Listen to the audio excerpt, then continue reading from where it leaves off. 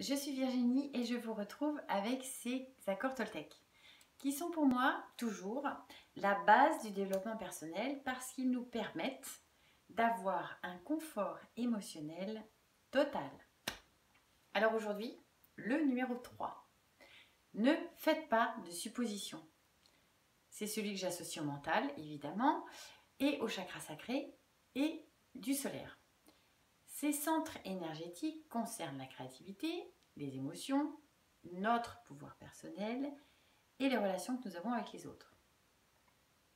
Mais oui, parce que quand on gamberge, nous sommes créatifs.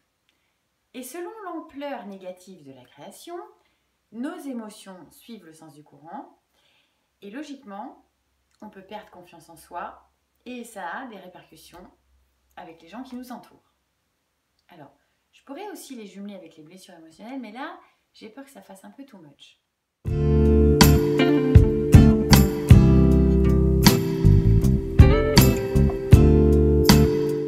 Alors, on a bien remarqué dans l'accord numéro 2 que les autres ne sont pas supposés savoir ce que nous avons dans la tête. Avec celui-là, c'est la même chose pour nous en ce qui les concerne. Nous ne savons pas à quoi ils pensent. Et pourtant, nous avons besoin d'avoir des explications pour comprendre. Si j'exagère un petit peu, je dirais même que des fois, quand on reçoit l'info, on n'entend que ce qu'on veut. On ne remarque que ce qui nous arrange.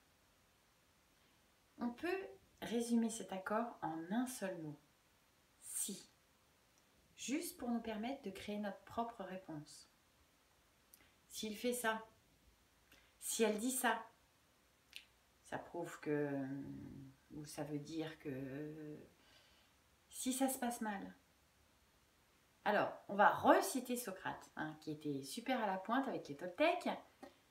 Je ne sais qu'une chose, c'est que je ne sais rien. Cet accord nous aide à comprendre la perte de temps et l'inutilité d'interpréter ce que les autres pensent ou font. Je sais, on déteste rester dans l'incertitude. C'est pour cette raison qu'on fait un petit détour, un petit raccourci.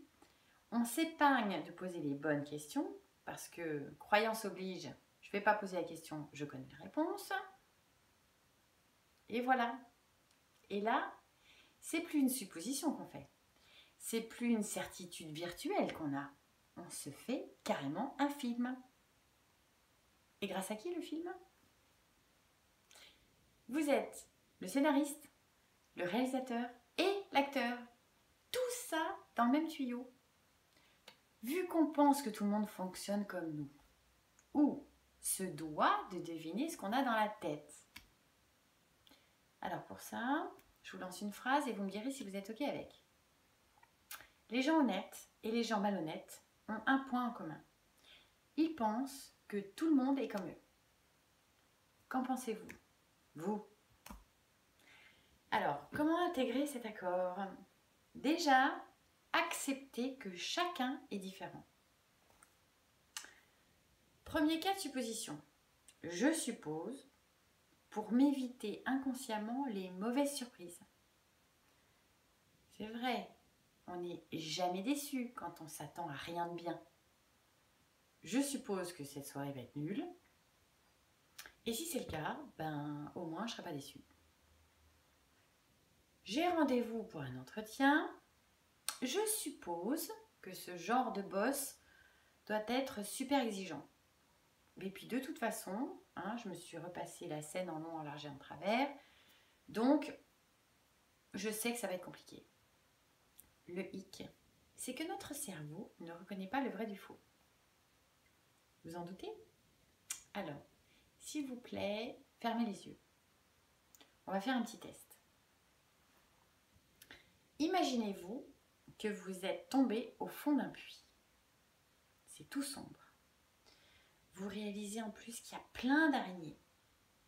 Plus vous tentez de sortir, plus elles sont grosses. Plus vous essayez de remonter pour vous démêler de leur toile, plus elles sont nombreuses. sentez-vous? Un petit peu mal à l'aise? Le cœur qui bat, un peu en sueur, ou vous tremblez un chouïa? Mais c'est complètement improbable. Et pourtant, vous avez ressenti quelques effets physiques. Ça ne vous a pas empêché de vivre cette situation irréelle comme si vous y étiez. Voilà la puissance de notre cerveau. Alors le deuxième hic, en laissant notre cerveau gamberger sans limite, vous vous placez sur les basses vibrations. Donc pour votre entretien, vous vous êtes déjà conditionné à l'avance sur les présupposées attitudes ou réactions, que ce soit les vôtres ou celles du futur boss. Résultat, vous êtes moins confiant. Et évidemment, l'autre va le ressentir énergétiquement.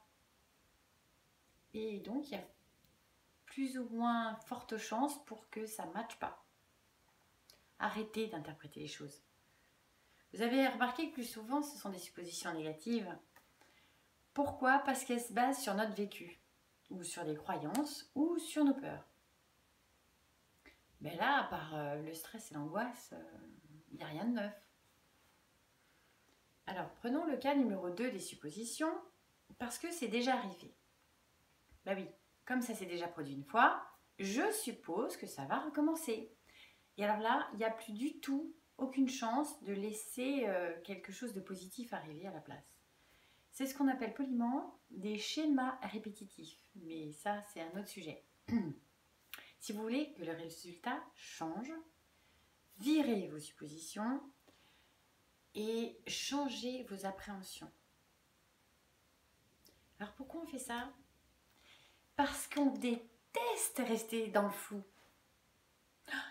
Ah, moi j'ai besoin de savoir, hein. Je veux comprendre. Alors, on suppose pour se rassurer, en essayant de contrôler la situation. Et c'est à ce moment bien précis, à ce moment-là, qu'on perd le contrôle. On n'accepte pas le sans réponse. Parce que si on sait à l'avance, on ne sera pas pris au dépourvu. On imagine qu'on a un point d'avance pour éviter les mauvaises surprises. Alors moi, dans ce cas, j'ai une phrase. Nous ne sommes jamais à l'abri d'une bonne surprise. J'aime mieux. C'est plus confortable. Pas la peine de supposer avant de faire les choses. Faites-les et seulement après, vous saurez. Parce qu'en plus, on imagine toujours le truc pire. C'est bien de temps en temps de s'accorder le fait que on ne sait pas. Alors tout ce qui ressemble à « il semblerait que », tant que vous n'avez pas vérifié, ça reste une supposition. Si ça ressemble à du déjà vu, relativisez. Essayez de rester neutre et vous constaterez après. Il y a le cas numéro 3 des suppositions. Celui-là se base sur la communication claire. Parce que les sous-entendus, les non-dits, tout ça, ça fait un mix pas frais. Et en plus, ça nous fait porter des intentions sur les autres. Posez vos vraies questions si vous voulez avoir des réponses claires. Apprenez à communiquer. Et sans en demander la moitié. Si. On imagine ou on espère que l'autre va nous en dire plus que ce qu'on lui a demandé. Visez l'accord numéro 1. Ayez une parole impeccable. Choisissez l'expression orale pour la vérité plutôt que l'expression émotionnelle du doute. Elle est fatiguée aujourd'hui. Elle a dû faire la bringue toute la nuit. Franchement, c'est pas sérieux. Elle exagère. Bah non. Son fils a été malade toute la nuit.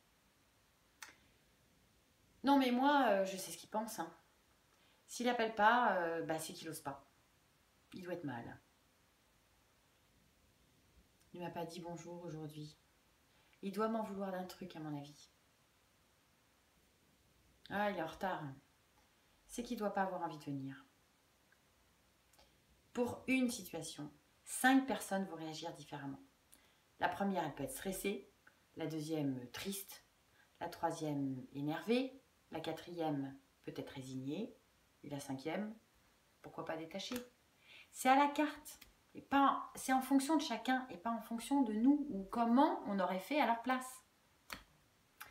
Vous avez aussi remarqué que cet accord est très lié avec le numéro 2. celui où on prend tout perso là, c'est celui du numéro 2, c'est celui que j'associe au chakra du cœur et au sacré aussi. Mais ça, il me semble que j'ai oublié de le dire.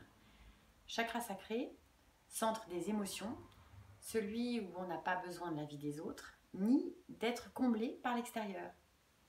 Alors, selon nos élucubrations, nous pouvons éventuellement accepter de nous tromper aussi, des fois. Alors, en faisant des suppositions à toutes les sauces, non seulement on sait à quoi les autres pensent, et on se persuade aussi qu'ils doivent deviner ce qu'on attend d'eux, sans les mettre sur la voie en plus. Alors, à moins d'être devin, on peut attendre encore longtemps avant qu'ils aient tout bon. Et en plus, comme de temps en temps, il nous arrive de changer d'avis en cours de route, alors là, l'autre, il a plutôt intérêt à se mettre à jour régulièrement. Non, franchement, c'est impossible à suivre. Épargnez-vous les conflits en tout genre, que ce soit vos conflits intérieurs ou ceux avec les autres. Ça vous évitera le petit vélo dans la tête. C'est votre façon d'aborder la situation qui va déterminer comment ça se passe. En clair et en résumé, vous avez toujours le pouvoir. Remarquez quelle est la première réflexion que vous vous faites. C'est plutôt du genre ça va être encore un truc nul, ou alors ah, c'est cool, je connais pas, je suis assez curieuse, ça m'intéresse. Donc dans un premier cas, vous êtes sur le mode restreint, et dans le deuxième, vous êtes sur le mode open. Et donc, vous créez là ou pas? Si vous voulez que les choses se passent bien, il y a de fortes chances pour que tout aille bien. En tout cas, ça se passera mieux que si vous êtes sur vos freins. Avant votre rendez-vous, si vous vous épargnez les scénarios catastrophes et que vous arrivez confiant, vous avez sans doute toutes vos chances. Comme vous êtes dans l'action et bien ancré, vous n'aurez plus besoin de faire des plans sur la comète. Vous n'aurez plus peur du futur par rapport à votre passé. Je vous donne un petit bonus. Apprenez la visualisation créatrice. Ça aide. Si ça marche pour les araignées, ça marche aussi très très bien pour l'abondance et la confiance. Je vous laisse des petits outils supplémentaires pour apprivoiser cet accord. Je vous mets en lien les vidéos concernant la croyance et les vibrations. Merci infiniment pour votre écoute et je vous retrouve très vite pour le dernier accord. À bientôt. Merci.